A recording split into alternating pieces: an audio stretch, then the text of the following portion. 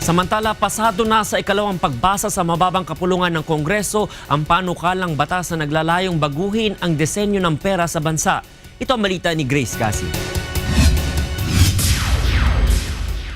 Marami ang nalilito sa bagong disenyo ng pera dahil magkakakulay na halos ang 1,000 at ang 100 piso. Kaya naman nahihirapan ang may mga edad na kilalanin ang 100 at ang 1,000. Nagmula yun sa karanasan na dinulog sa amin ng mga may kapansanan nating kababayan na nagmamasahe na kung saan naloloko sila minsan. At pangalawa, naka-disempower kasi.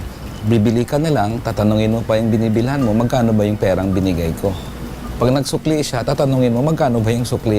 Sa ilalim ng House Bill No. 2611, dapat ay blind-friendly ang mga pera. Dapat ring malaman ng isang may kapansanan ng halaga nito sa simpleng pagkapa lamang sa pera.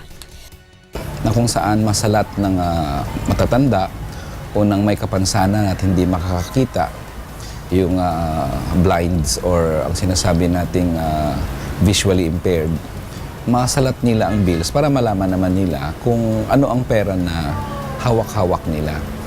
Ayon naman sa Bangko Sentral ng Pilipinas, sa mga bagong pera na kasalukuyang ginagamit, maaari nang makapa at malaman ang halaga nito. Subalit sa pagtagal ng panahon, aminado ang BSP na unti-unti na itong nawawala. Gayunman, tiniyak nito na sa ngayon ay inaayos na nila ang paglalabas ng bagong disenyo ng mga pera kung saan mas detalyado ang mga numero nito at nakaangat sa papel. Maging ang kulay ay gagawin din nilang mas matingkad upang hindi magkaroon ng kalituhan.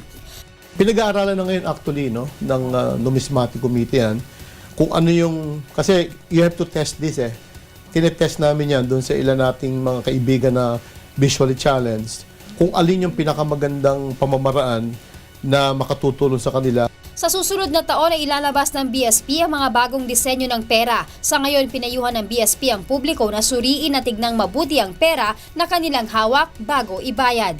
Grace Cassie, UNTV News Worldwide.